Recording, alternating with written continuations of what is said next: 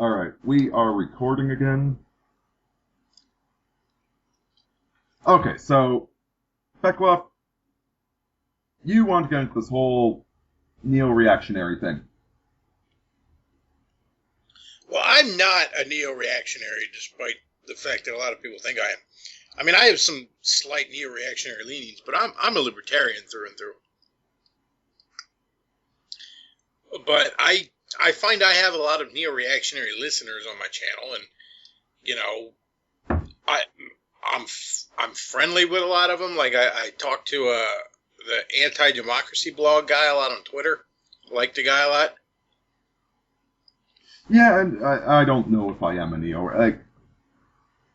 I think Moldbug's theories are very engaging. They're quite excellent. I'm not at all surprised to find out that he is a Catholic. And he's basically quit blogging because he has a family to raise. I don't know. I guess I've received a bit of flack from the neo-reactionary community. And I suppose I need to address this right off the bat. Because, it's a personal issue that doesn't really have any bearing upon it. Alright, I'll spit it out. What it boils down to is that I slept with a divorced woman, because at the time I was operating under 19th century morality on divorce. And by 19th century morality, the divorce was legal and justified, etc. And, it completely blew up in my face. Presently, if I were in that situation, I would have told her to get back to your husband, you made a vow. So I don't know, it was a mistake is not something I'm proud of and happy with, but at the same time, it was a sin of omission, not a sin of commission. And it seems like a bunch of the neo-reactionary community, it's like they're angry at me for preying upon a married woman, which, isn't what I was preyed upon by a divorcing woman, is what happened. So they are rather cross with me for that. And the thing is, I really can't say much more about it than that, because the other people involved are not public figures. It's not like if you and me got into a huge fist fight. Actually, you know what? Me and a public figure did get into a huge argument recently, didn't we? Oh yeah, took me a second to think, but yeah. So that's a different scenario, and we've resolved our differences. We're moving forward. It's all good now, and bygones be bygones. We are moving forward. Things are getting done. There's no reason to obsess about the past. But in this situation, these are not public figures. These are people that deserve privacy, and I don't want to delve into the tit and tat.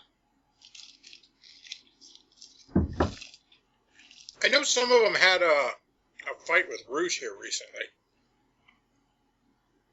I mean, I work for Reaction, so I mean, Rouge pays me, so on one level I was like, well, I don't really have a dog in this fight, but on the other hand, Rouge pays me, so yay, Rouge. Yeah, I've heard.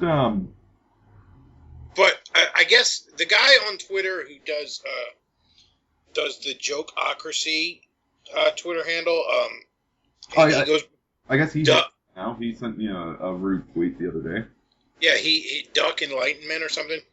I mean, I like I follow his Twitter. He's funny, but he, I guess, wanted to write for Return of Kings, as I understand the conflict. And Return of Kings is phasing in this new policy where they want people to use real names, or at least names that sound like real names. Like, it can be a pen name, but it's got to be like, Carl Johnson. It can't be like Duck Enlightenment. Well, he wanted to use Duck Enlightenment because that's his brand, and they had a big hissy fit, and he started attacking Roosh afterwards. Now, the merits of any of his attacks aside, it sounds like the motivation is, Roosh didn't let him play in his clubhouse. Okay, I've heard some alternative, and That's what I observed on Twitter.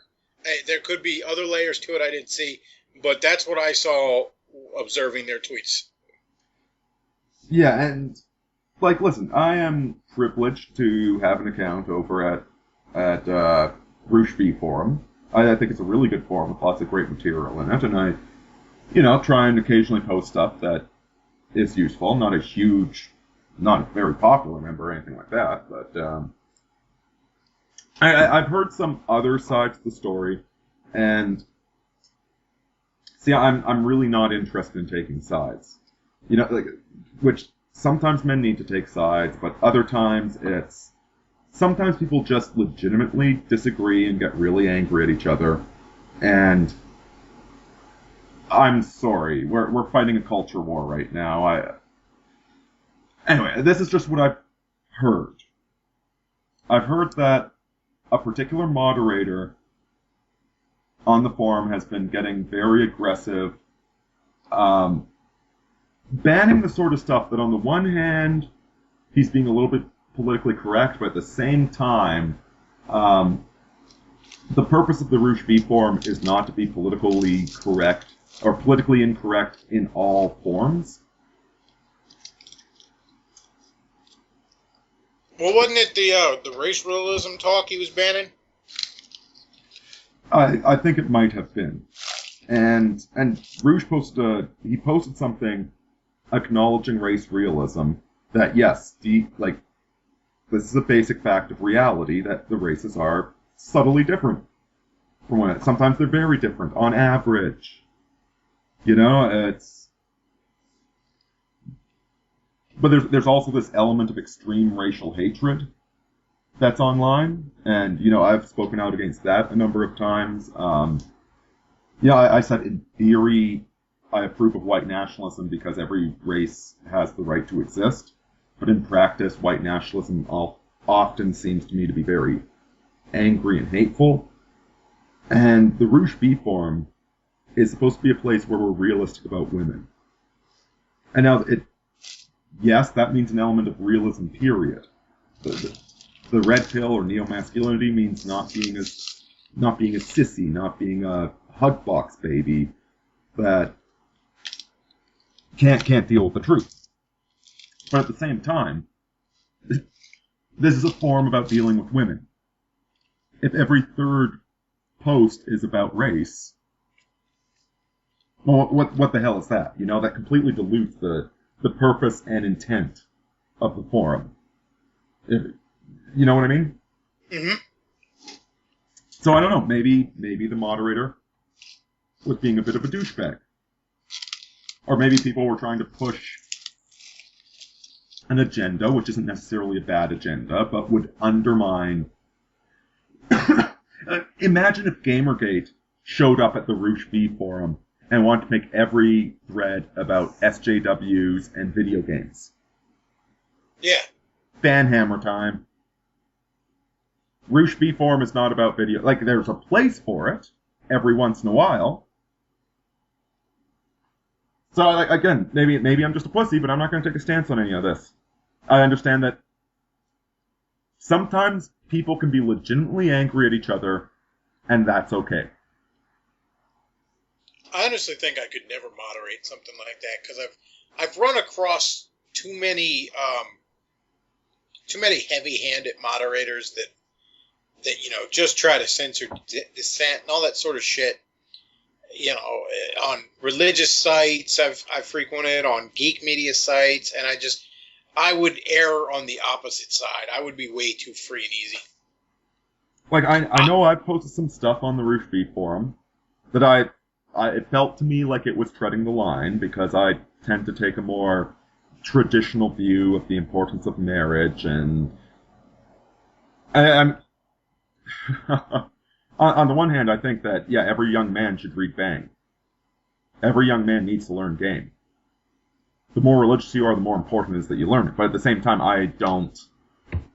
it's not the lifestyle I aspire to. Yeah, I understand that. No, I never read Bang, which I guess, again, I work for Roosh, so I guess it sounds odd that I haven't read any of his stuff, really, but I already read a lot of the stuff from Chateau Artiste back when that blog was good. And I kind of feel like, I mean, there's only so much reading about game you need. After that, it just becomes practice. You don't need to read anymore. You need to just practice it. That's something that's been wrong with the manosphere. How many fucking posts about fucking negging a chick can there be? Yeah, I just heard a priest making that same argument, that like the true Christian doesn't need the Bible, but the Bible's just there to remind you. Like you already know what you need to be doing as a good person. The Bible's just kind of there to kick you in the ass. And I think the greatest value of a book like Bang, I mean, well, two values. The first, there's the opening your eyes. There's taking the red pill, right? And oh god, we've overused this metaphor, but as soon as Neo takes the red pill and he gets kicked out of the Matrix, he's Neo at that point. Now here's the question: is he going to do those computer programs to become a really good ninja, or is he going to do the slow route? The book, reading Bang, that's the quick route. Bang, you've already taken the red pill, you recognize the reality of the world. Reading Bang will give you that motivation to self-improve.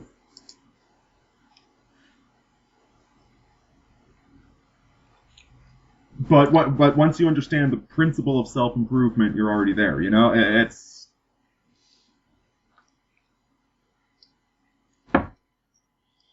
Anyway, so to wrap this back around to the neo-reactionary thing. Now, I guess, partly they're angry at me because of personal decisions I've made, and I constantly try and be a better person. Like most of my YouTube videos, when I talk about virtue and whatnot, I'm trying to live up to those standards. That's why I record them. I'm trying to be a better person.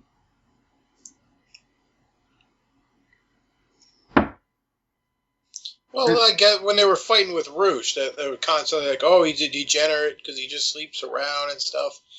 And that's not how I live my life. But at the same time, half the time when they're bitching about that, from some of them, not all of them, I'm sure some, most of them are just happily married, but a lot of them, they just sound like they're fucking jealous. Yeah. Like, you should be having a wife and kids. Why is that? Well, because I did that and I fucking hate my life. Yeah, again, it sounds like blue pill conservatism. Exactly. Often. We talked about that before on a podcast a while back where I said I read this article by a pastor or something on why you should have kids, and it sounded a lot like a guy who regrets the fact that he had kids, wanting everybody else to be as miserable as him. And I'm not saying you shouldn't have kids, but you wouldn't want to have them after you read that article. Well, and they're targeting these public sins of other people, which is what kind of frustrating. Like, listen, that situation I described, dating that divorced woman, the mistakes I made there were not the mistakes that you might think based upon the public perception. Just knowing the surface details of that, my mistakes were not the obvious narrative. And the same thing with Rouge.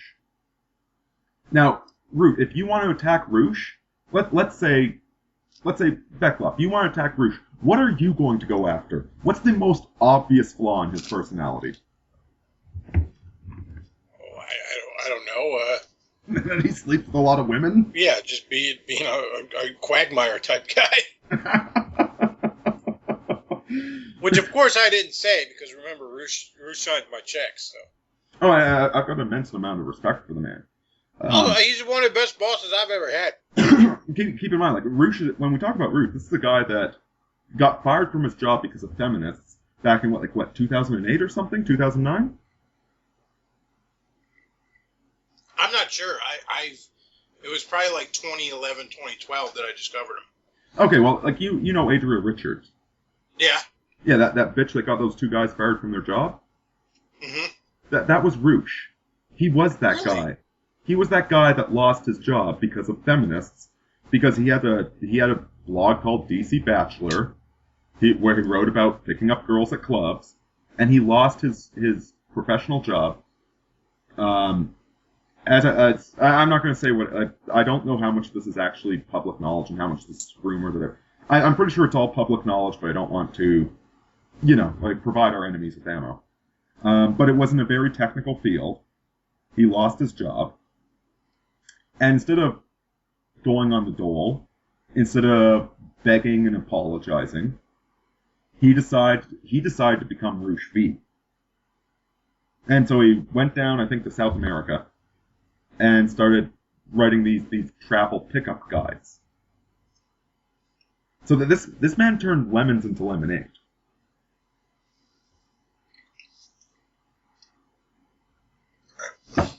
And since then, I mean, like, this guy already had a comfortable life.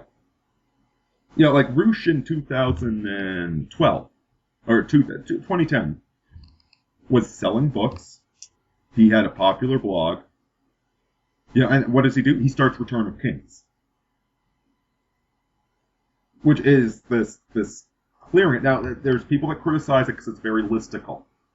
I mean, I think my buddy Doc Illusion, way too critical of Roosh. Like, yes, Return of Kings is very marketable. But he did that. We actually have a magazine. Return of Kings isn't going anywhere. We've got a magazine. And it's like, the worst thing you can say about Return of Kings is that it's as dumb as every other magazine. Like, there's an article today by, like, 8 pieces of wisdom from Homer Simpson, and that's not exactly Shakespeare. I grant you that. But it's an institution. And they create Reaction, which is also an institution. Yeah. And your big complaint much as they bitch that, about it, Reaction's not going anywhere either. We've had 2 articles, one of which was mine, yay for me, that have gone viral. And you want to complain to me that this guy sleeps with too many women?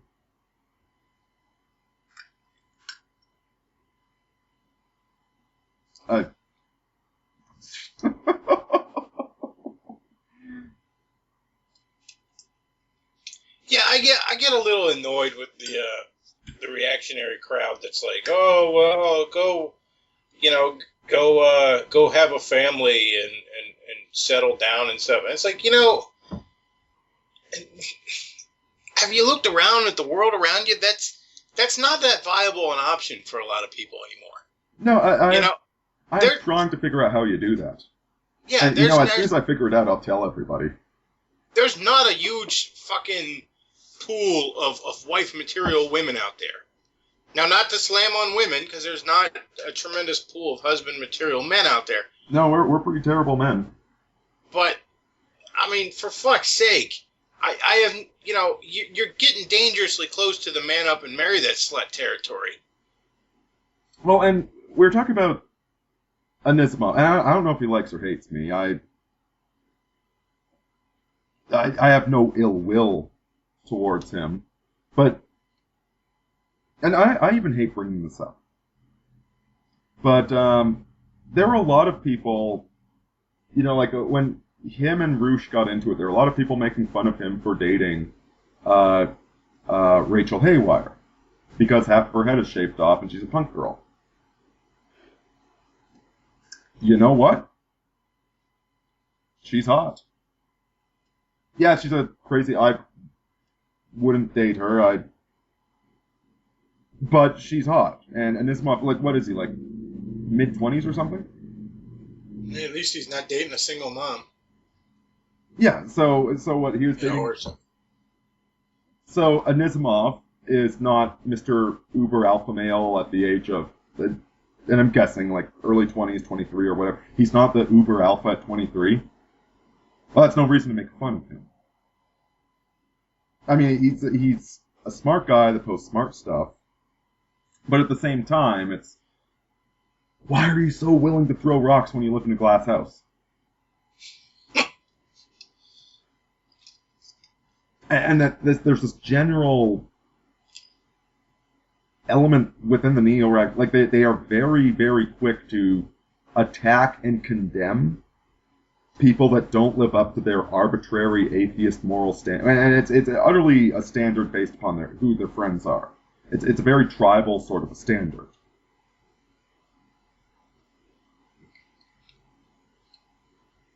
I mean, the thing is, like, I was famous for using the word degenerate. And yeah, these people have this arbitrary standard of what is and isn't degenerate.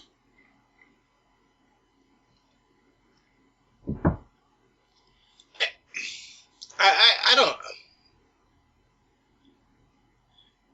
So much of the neo-reactionary movement to me seems like you're just jerking off.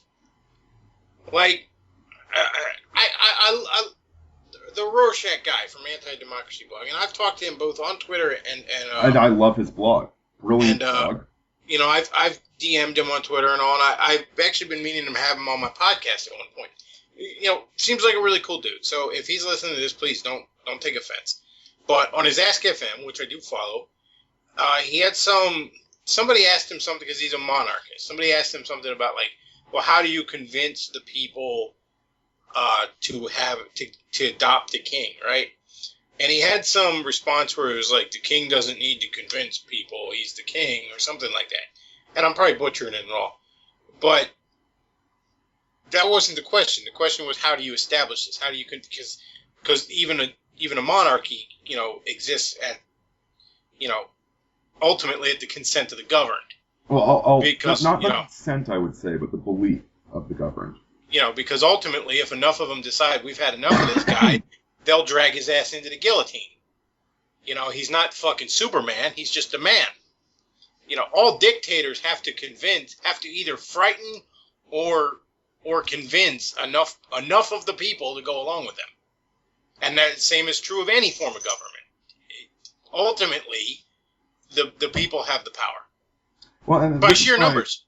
This is my big worry about the neo-reactionaries, is that they are making up a club rather than making a political difference. Yeah, are you trying to establish something, or are you just jerking off? I mean, and as a libertarian, you know what, I see that all the time in the libertarians.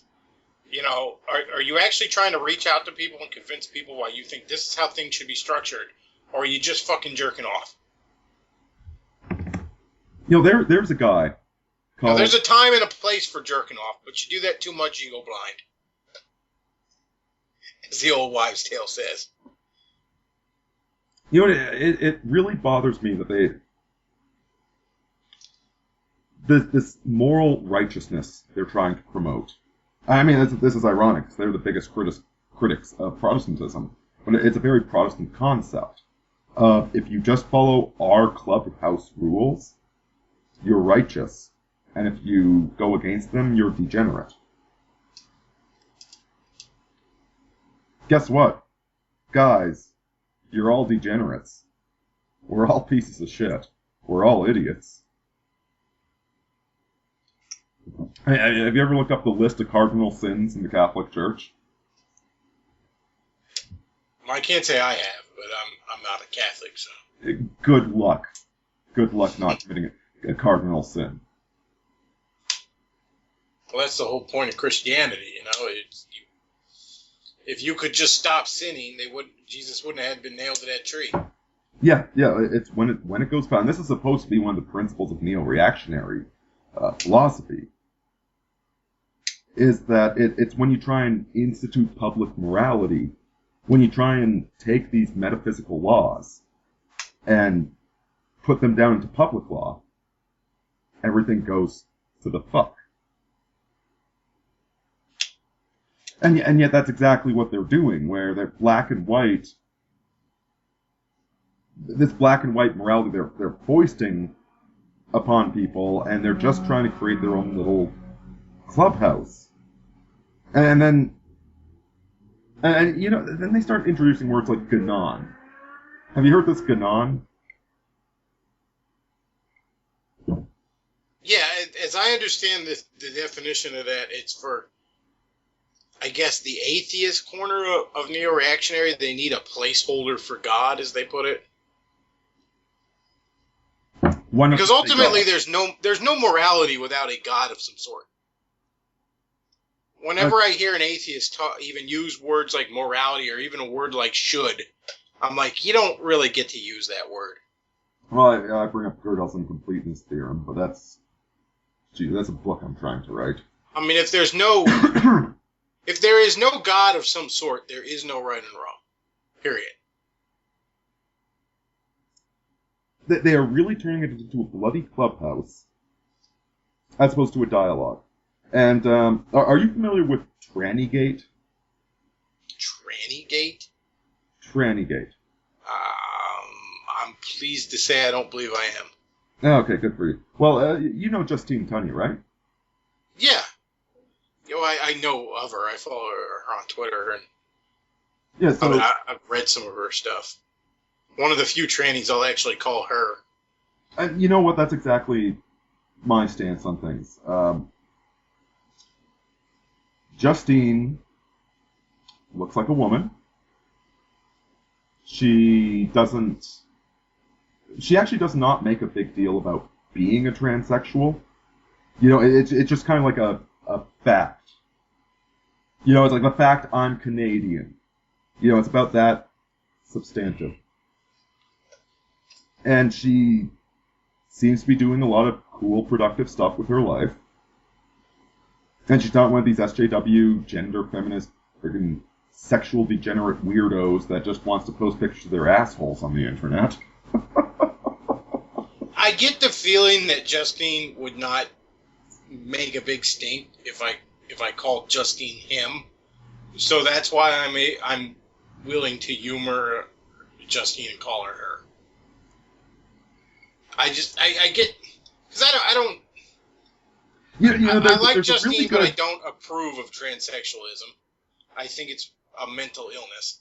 I think these people need therapy, and they need therapy, not surgery. But I am a libertarian. You know, I believe you have the right to run your life, and that includes the right to run it in the ditch.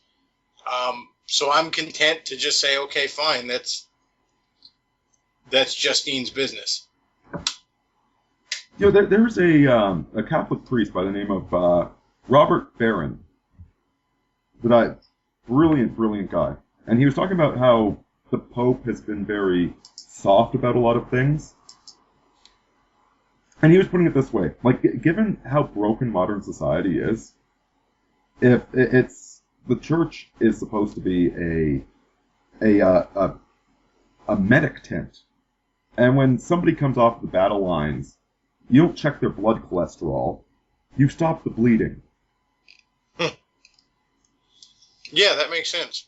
So it's like, even from, if again, in the morally perfect world, we would all be too busy fucking our wives and making babies to watch porn, and like in that morally perfect world, then maybe Justine would be Justin. You know, in this world, Justine is a person that I see doing a lot of good. And just because her sin, her missing the mark, is more obvious than my sin, doesn't make it any greater or lesser. And like at the end, like what I'm trying to say is that you and me, as far as I can tell, we're roughly on the same level of shithead as Justine is. So, me complaining about what she does with her body Is absolutely now. Brianna Wu is an entirely different level of shithead. Oh yeah, I wrote an article in Reaction talking about Brianna Wu's game, and at one point I pointed out because he had this tweet where it was like, people just hate on my game because I'm a woman, and I'm like, you're not a woman. And then I finally, after I hammered that point home, I said, but let's not harp on that, because if I had to make a list of the things wrong with Brianna Wu, her being a tranny wouldn't crack the top 100. No, her being a tranny is a symptom of everything else that's screwed up about her. It's... Fuck's sake, not even passable. No, and you've seen the video game that it made. Oh, that nightmare. It looked like if Rob Liefeld was asked to draw Bratz dolls. Yeah, like major and sexual... plus the graphics looked like a 32X. Anyway, so to wrap this back around with Tranny Gate, and I don't even like talking about this. Kudos to Justine for being public about all of this. Serious major kudos to her for being public, because this is just more gossip on the internet about her personal life that she's put out there. I'm in no place to judge her. She's no more of a shithead than I am.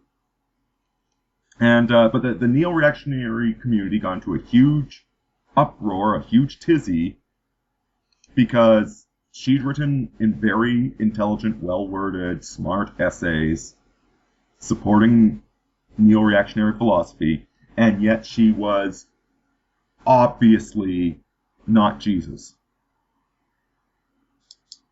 You and I are also not Jesus, but it's more obvious that she's not Jesus. Yeah, how do you intend to grow a movement when you're turning people away at the door? Precisely. I mean, and not for ideological reasons, but for purely personal ones. When Moldbug started writing,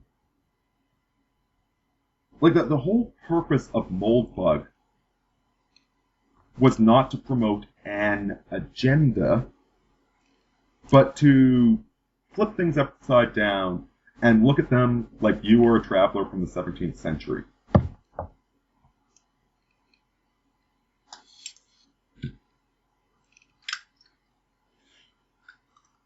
So I ask you, who imagine you're a time traveler from the 17th century. Who's going to offend and upset you more? Justine Tunney, a transsexual who's gainfully employed and writes very erudite essays advocating for personal responsibility? Or, I'm sure the gentleman from the 17th century will lift his monocle when he meets Justine.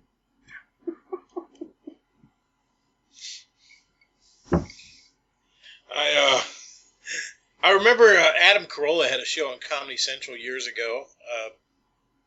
It was in the time slot where Colbert was right before Colbert was on, like right before his show premiered.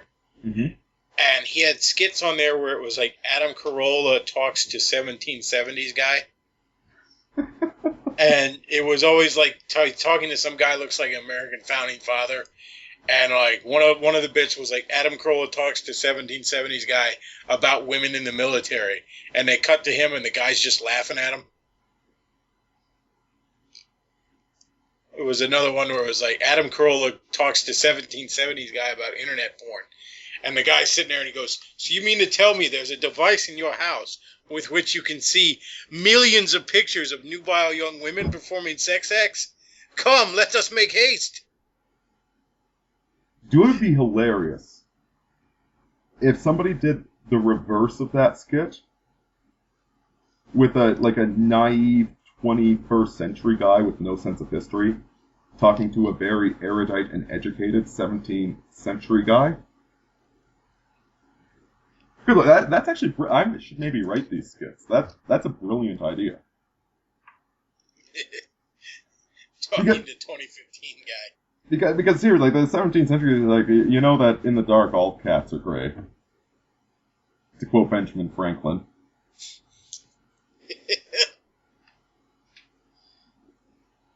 Good old whoremongering Benjamin Franklin. Exactly. That terrible man Rouge for whoremongering. Yeah, really. Rouge is in good company.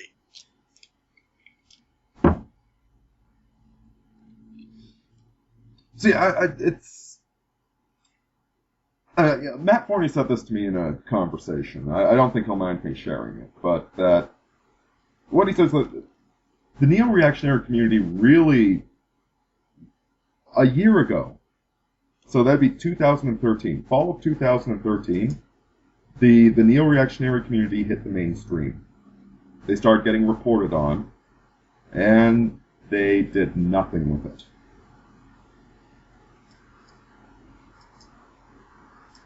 Like I read political theory for fun, and I'm barely aware of what's going on in the community. I'll go back and read Moldbug every so often, but the community has become very insular and very tribal, and they're inventing all sorts of new... Like, the same thing happened with the Less Wrong community.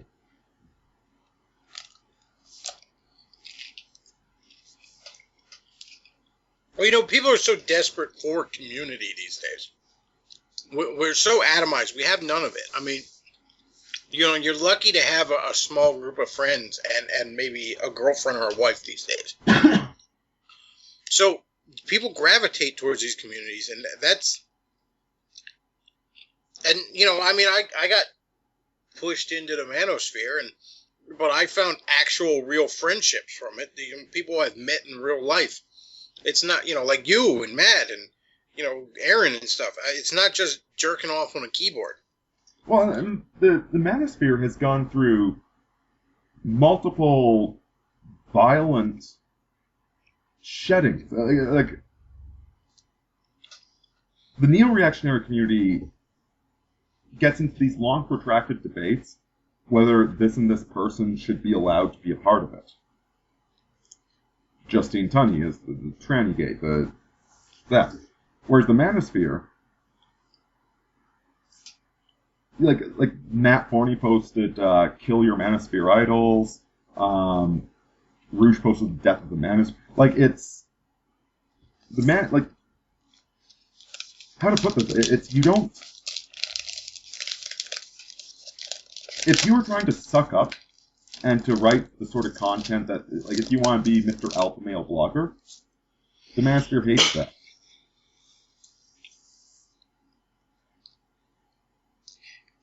You know, as a libertarian, I understand a certain desire to keep something ideologically pure. There are a lot of fake libertarians out there, and they annoy the fuck out of me. A great example is Glenn Beck. Glenn Beck loves to say he's libertarian. He's fucking not. He's a conservative. He's the Republican that sucks up the libertarians. Yeah, he's about halfway between your straight neocon and a libertarian.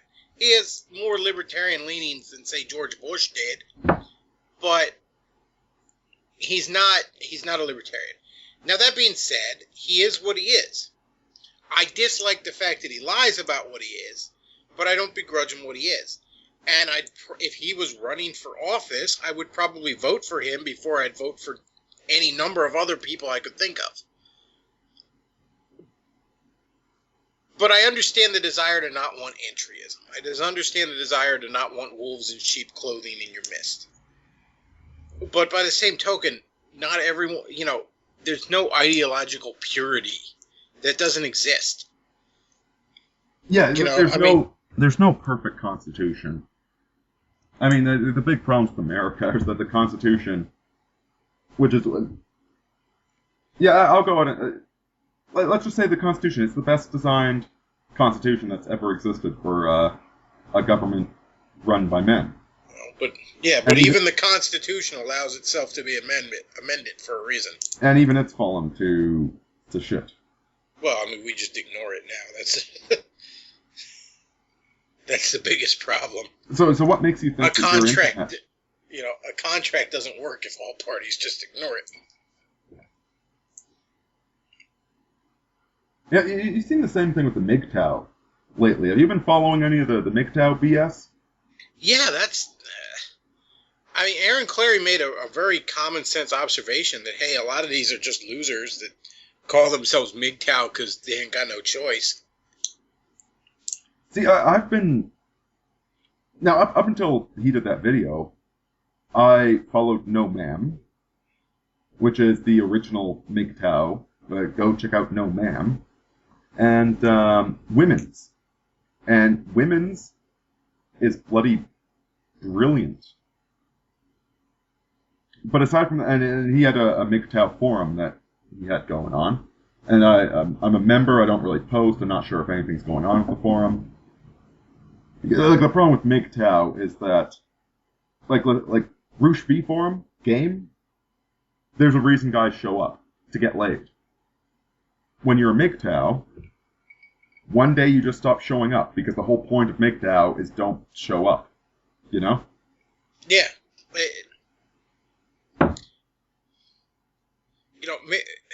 MGTOW is just deciding what you want out of life and going for that. Even the idea that it means you swear off women. No, it means you decide what are you willing to tolerate from a woman and what are you not, It's deciding you're not going to sell your soul for pussy. That's exactly it.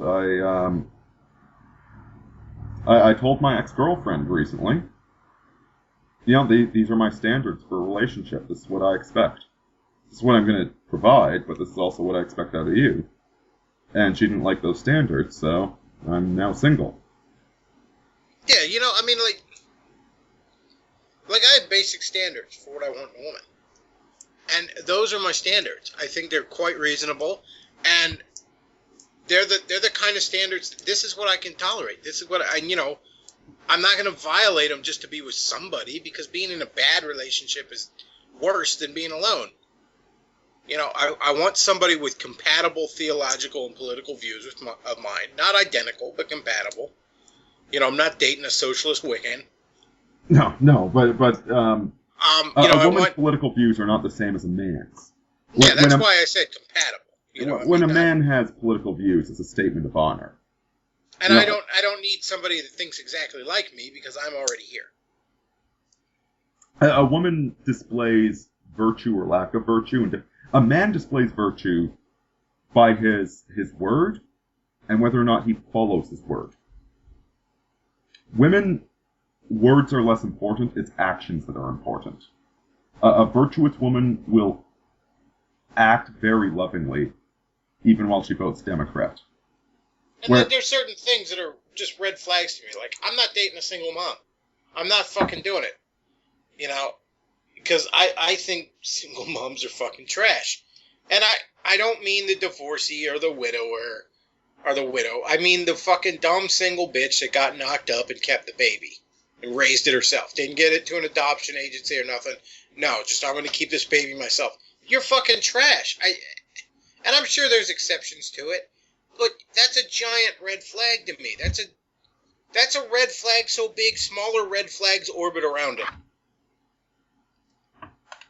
That you make a lot of bad decisions, that you are a poor judgment and character, and I want no part of you. Yeah, my personal standard is I will not date any divorcee, regardless of whether or not there are children. Based on personal experience. I'm a lot less likely to, but I don't know. I mean, it could, it's impossible. The guy was just a shithead and he ran out on you. I mean, yeah, you probably should have picked him better, but I'm like 90% certain I wouldn't date a divorcee. Let me put it that way. I'm not ruling it out. But if you got a little fucking bastard, I'll see you in hell. Yeah, you know what? I've never been divorced. And so, to put it bluntly, Yeah. I've screwed up a lot of things, but I never screwed up marriage. You know, I've screwed up a lot of things too, but I've never brought a little bastard into the world because I know they sell condoms at the store. I mean, I don't know if this is some sort of grandiose fucking secret to my generation, but I mean, the single mothers wouldn't be so bad if they would admit that they made a mistake, but they wear it like a merit badge. Like it's fucking pride. It's their fucking identity with a lot of them. It's their fucking identity. If I met a single mother that said, I screwed up, I shouldn't have gotten pregnant, but I would not have an abortion, and I could not give my baby up, and I know that I am not, like, I know I'm a failure, but I'm trying to make that's a whole different thing. Good luck finding that, though. And here's where I stick around. Here's where I say I have slight neo-reactionary leanings. Yes, I'm very libertarian, and but there's a difference between the government and society, the government and culture. I would want to see a culture that's very similar to what a lot of the neo-reactionaries do. I just don't think it's government's role to enforce that in most cases. Well, could I introduce another? This is something that really just drives me up the wall. World building. I mean, about 5 years ago, I was very fascinated with the whole basically, when I went through my whole red pill transformation, when I realized how treacherous government was, I served as a public servant for 7 years, and then got stabbed in the back by the very system that was supposed to be just. We're not talking a speeding ticket. We're talking $10,000 to prove that I was innocent when I was obviously innocent because of bullshit bureaucracy. So after that, I went through an anarcho-capitalist phase where I felt so betrayed by the government that I'd risked my life for that I couldn't trust anything.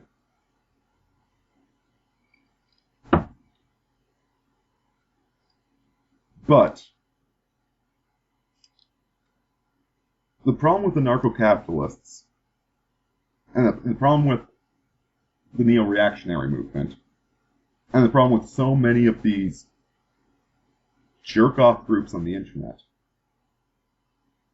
is that they're engaged in world building. Now, you play Dungeons & Dragons, right? Mm-hmm. And world building in Dungeons & Dragons is so much fun. When you imagine... Oh, yeah. You imagine a new history, and you imagine new... Like bloody hell, like you've read Broken Roads. It's world building. I'm imagining a world where basically my protagonist gets to be a cowboy with an M16. I gotta geek out for a second. When I used to do Dungeons and Dragons, I actually took, and I called them different things, but I had a version of Christianity and a version of Islam in that world. And like I had your typical kingdoms based mostly off race, but I had a kingdom based that was like a Christian style theocracy and one that was a Muslim style theocracy.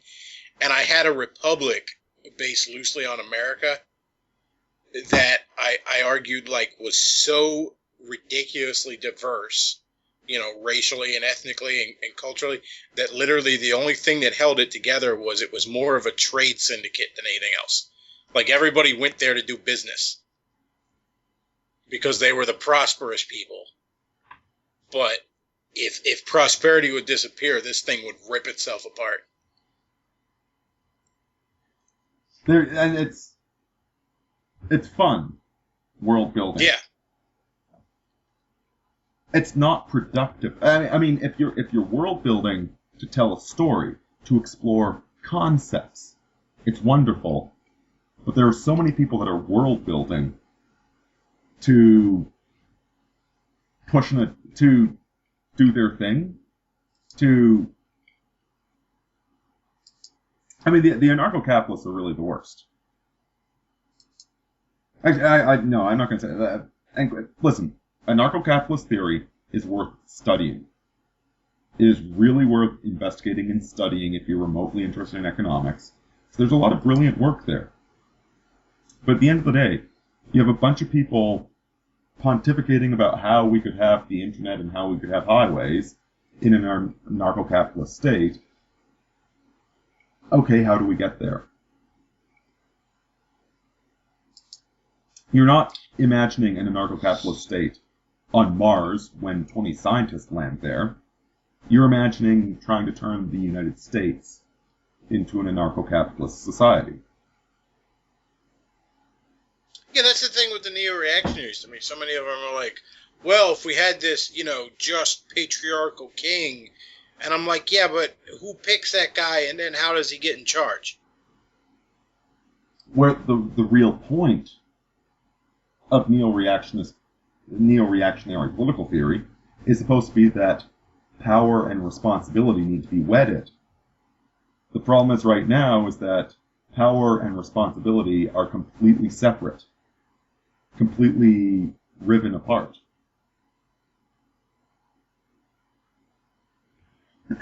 Like, we're not going to have a king of America. Oh, we sort of do, Obama. Mm. That's what I mean. I mean, right now, what do you got? You got a ridiculously powerful executive office, and it's been building up before him, but who just fucking decides he can write law with the stroke of a pen. But he has no responsibility. Well, yeah, because he's out of office and doesn't have to deal with he doesn't have to do it for life. But at the same token, I mean, yeah, we truly have the worst of both situations here. We have someone with the power of a king who gets to leave at the end of his term. At least the king has to worry about if things go really bad, maybe they'll drag my ass to the guillotine. And I mean, listen, if you just want a moral escape, like if you're an anarcho-capitalist, that's a moral escape. You don't vote, and you only pay the traffic fines because they'll shoot you if you don't. As a Canadian, it's like, well, I'm a neo-reactionary monarchist, so even though the monarchy is making no goals to retake the country, I'm just going to support that pipe dream, because that way I don't have to fight in the real world. That's fine until you start twisting the whole concept into a popularity club. And you know what, speaking of anarcho-capitalists, I gotta mention a guy that's doing a lot of good in the world. Are you familiar with Christopher Cantwell? I'm not, actually. Great dude, has an excellent YouTube, podcast, etc.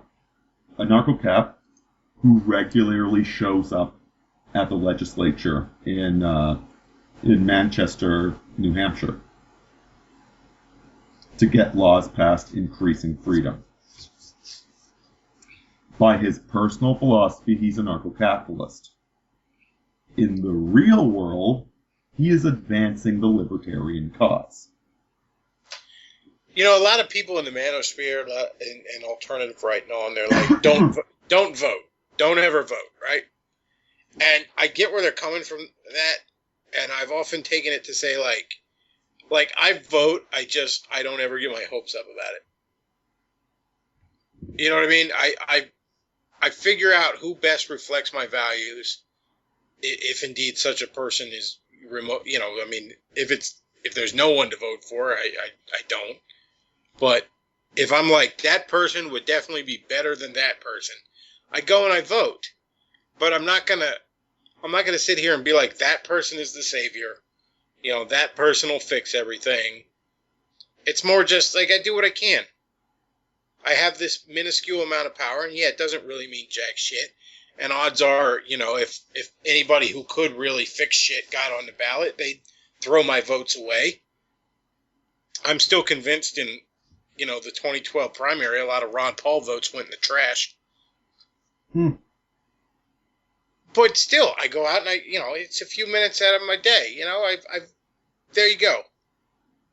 you can't say I didn't do it. Well, John C. Wright pointed out that as a Christian, you are commanded to hope. And refusing to vote is giving up on hope. Yeah, in fact, this past election in 2014 was the first election of my adult life I didn't vote. And the reason I didn't vote was I had two choices between governor in my state that both were absolutely atrocious. It was, which dog turd would you rather put in your mouth?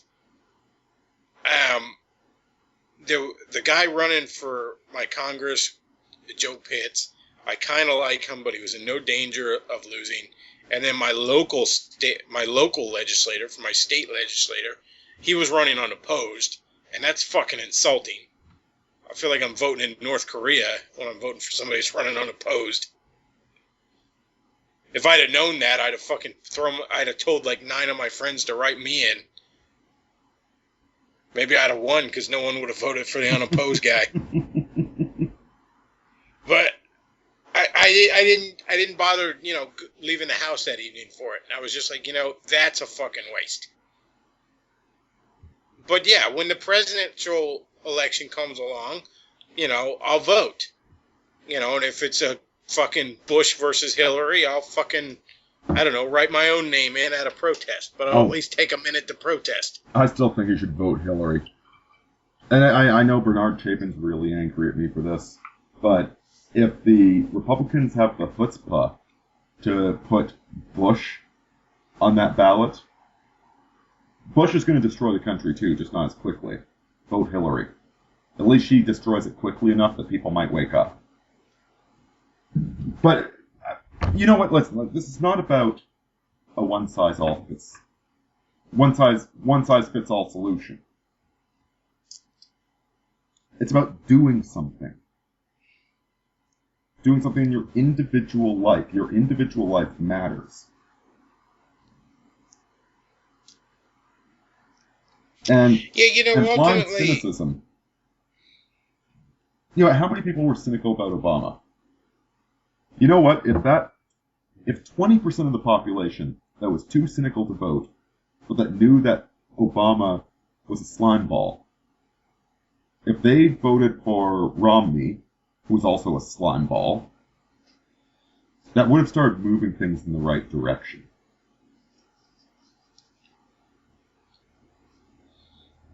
And you know what? Maybe the system is rigged, and maybe your vote goes right in the fucking trash. But at least you did it. When I stand before my maker, I don't have to give an account for how the whole fucking system was run. I just have to give an account for whether I was a good little cog in it. Damn straight. It didn't run off the rails because of me. You did what you could.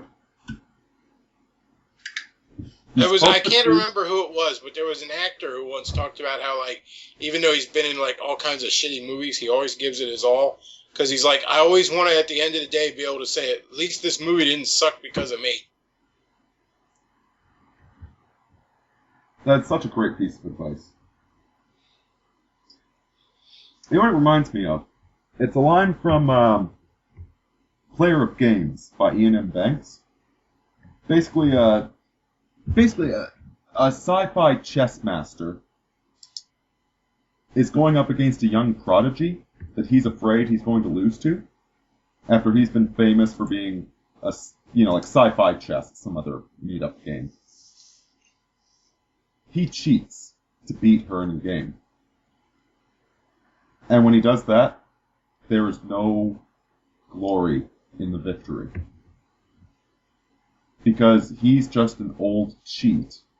And even if he would have beat her, now she's the prodigy that will beat him eventually. And she never has to cheat. He's just an old cheat. So do you want to be an old cheat when you grow up? When you're old? When you've got nothing but memories? Or do you want to be a guy that stood for something even if it didn't work out? Yeah. You know, die on your feet.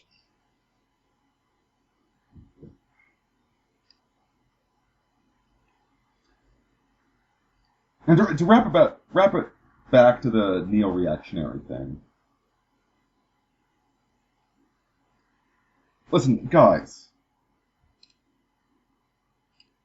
Moldbuck is not a plan, okay? Like, if you want a political plan, go check out The Rules for Radicals by Alinsky, okay? That's a political plan. Yeah, virtue is not a political plan. Truth is not a political plan. Truth is a way of living your life. Be better people. Write about how we can be better people. Write about how, we can get the Second Amendment respected. Write to defend the First Amendment. Make the world a better place. Like, we're not going to save the world. That's not... Listen, Jesus already came to Earth, alright? He already saved the world. It's not our job. Try and make the world a better place. Don't attack your fellow travelers just because they're a little bit off course.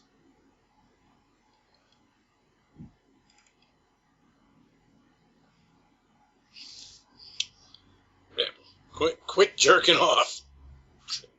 Yeah. I mean, it's easy to imagine the perfect state in your head, but actually trying, good lord. Yeah, trying to do anything in the real world is impossible. Nothing should ever happen. It's so hard.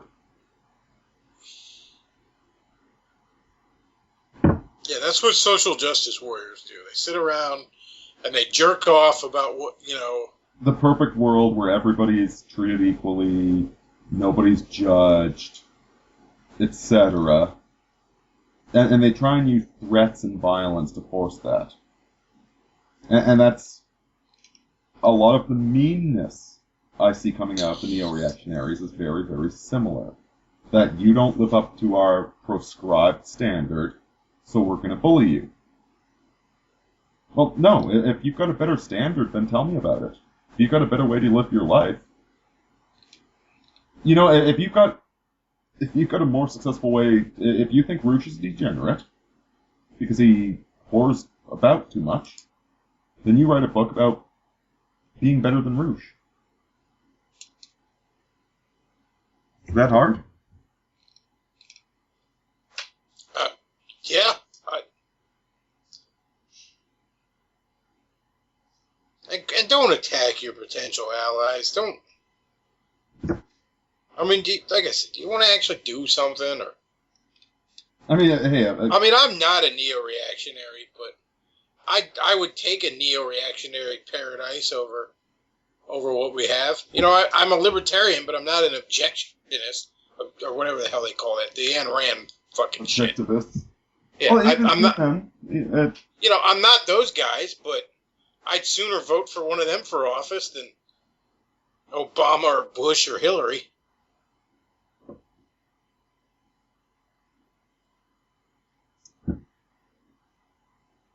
Both humility and hope are needed. Humility that, no, none of us have the perfect solution to fixing society. And hope because we need to do what we can to make the world a better place, even if we don't really know how to.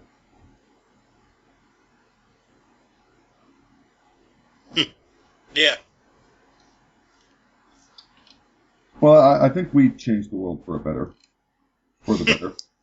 I think we fixed all the world's problems tonight. Wouldn't you agree? Oh, easily. So just do everything we said, folks, and it'll all work out. Any last thoughts, brother? No, that's about it for me. Yep. Time for me to drink whiskey like a civilized man. Take care of yourselves, folks.